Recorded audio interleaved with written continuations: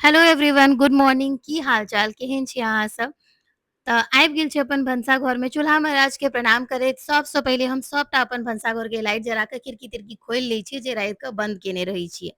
तकर बादमे एहिठमन हम लऽ लेलहुँ हेँ मल्टीग्रेन ब्रेड और ओहिके संगमे जे छै से एतऽ शिमला मिर्च, टमाटर, प्याज, लहसुन ई सब। कियाकि बनाबऽ जा रहल छी आइ पनीर भुर्जी वाला सैंडविच और पनीर भुर्जी के सैंडविच क्या बनाबै छी से इम्हर तैयारी करैत अहाँ सबके कहै छी। तऽ सबसँ पहिले हम ई चॉपर लऽ रहल छी। चॉपरमे दऽ रहल छी शिमला मिर्च, प्याज, लहसुन और अहाँ सबके जे सब्जी चाही गाजर एंड ऑल एहिमे ऐड कऽ सकै छी, बीन्स, कॉर्न जे भी चाही। हम बस सिंपल बना रहल छी। हमरा आइ काल्हि भोरमे उठऽमे लेट भऽ जाइए तऽ बेसी चॉपिंगके टाइम नहि रहै छै। आब एतऽ चिमनी ऑन कऽ लेलहुँ हेँ जाहिसँ कि जे भी एकर मतलब दोख होइ छै ओ बाहर चलि जेतै। तऽ भोरके टाइममे तऽ किछु समझेमे नहि आबैत रहै छै की कयल जाय की नहि कयल जाय। फटाफट फ्रेश भऽ कऽ सीधा हम आबि जाइ छी अपन भनसाघरमे और एतऽ तेल धऽ देलियै लोहियामे और ओहिमे हल्का सा जीर धऽ कऽ बस जे चॉप केलियै तरकारी से दऽ रहल छी। तरकारीमे ना जे भी पसन्दके तरकारी हुए या अहाँके बच्चाके पसन्द हुए अहाँ सब चीज एहिमे ऐड कऽ सकै छी, कोनो भी दिक्कत एहिमे नहि छै। कि और एतेक बेसी बारीक चॉप भऽ जाइ छै ने ओ जे बच्चा सबके एक्चुअलमे एकर टेस्टो नहि पता चलत। इनफैक्ट अहाँ बीट रूट भी एहिमे दऽ देबै तऽ ओ नहीं बुझतै कियाकि एते सारा कलर्स एहिमे रहै छै। ओकर बाद ना जहन हल्का सा शिमला मिर्च वगैरह भुजा जाइ छै तहन जे छै से एहिमे अथी टमाटर धऽ देबै। ओकर बादमे रेगुलर मसाला, धनिया बुक्की, हल्दी बुक्की, हल्का सा मिर्ची दऽ कऽ और हल्का सा पानि दऽ कऽ एकरा कुक करबै। ई जाबे तक एम्हर कुक होइत रहतै ताबे तक टिफिन सब सरिया कऽ हम राखि लै छी।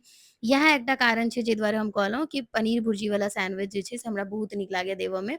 आइ तऽ हम सिंपल बनेलियै लेकिन ज़्यादातर हम एहिमे बहुत सारा वेजिटेबल दऽ दै छियै और अंश आरामसँ खा लै छथिन। हुनका किछो समझेमे नहि आबै छनि, बस टेस्ट नीक लागै छनि कियाकि तऽ मोस्टली एहिमे टेस्ट पनीर और चीज़के ही आबैत रहै छै, तऽ स्वादिष्ट लागै छै खायमे। और इम्हर पनीरके क्रश कऽ रहल छी। हम अवॉइड करै छी जे बेसी हाथसँ क्रश नहि करी जाहिसँ कि पनीर खराब नहि होय। पनीर वगैरह एकटा एहन चीज छै कि अगर हाथसँ क्रश करबै या भुजिया राखऽके हुए या स्टोर कऽ के राखऽके हुए तऽ खराब भऽ जाइ छै। कनी-मनी बचल तऽ राइखे लै छी कि साँझ वगैरहमे या कखनो अंशके बना कऽ दऽ सकै छी ताहि दुआरे। इम्हर तरकारी सब कुक भऽ गेल छलैए तऽ एहिमे पनीर धऽ देलियै। पनीर हमर होममेड ही है, हम होममेड पनीर खाइ छी। हमरा होममेड पनीरके टेस्ट बेसी नीक लागैए।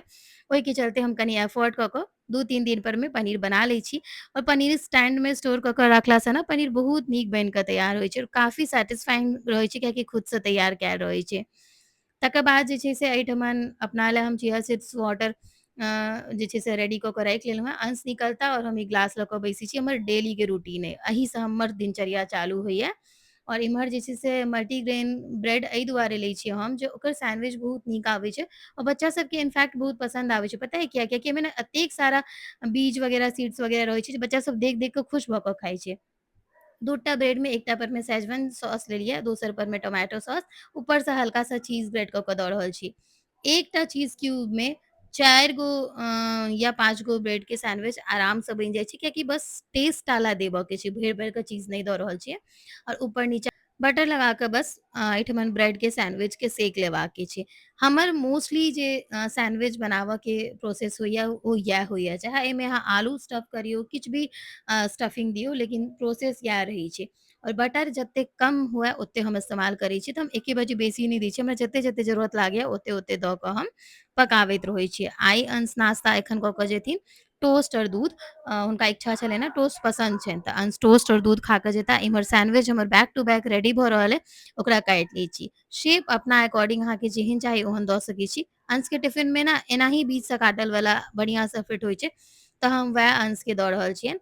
और एहिठमन 4 गो ब्रेडके सैंडविच बनेलियै जाहिमे सँ कि आधा बचि जेतै, ओ अंश जे छै से आधा खा कऽ जेथिन और बाकीके सैंडविच ओ लऽ कऽ जेथिन। ब्रेडके साइज़ पैघ रहै छै तऽ अंशके पेट आरामसँ भरि जाइ छै और पनीर वगैरह प्रोटीन रहै छै तऽ पेट फुल भऽ जाइ छै।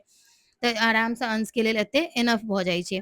और अंशके लेल हम आधा निकालि देलियै तऽ ओहिकेसँ हमरा ई फ़ायदा होइए कि टेस्ट केहन छै अंश हमरा कहि दै छै। और एहिके वजहसँ ना अंश बहुत बेसी एक्साइटेड रहै छथिन अपन लंच ब्रेकके लेल।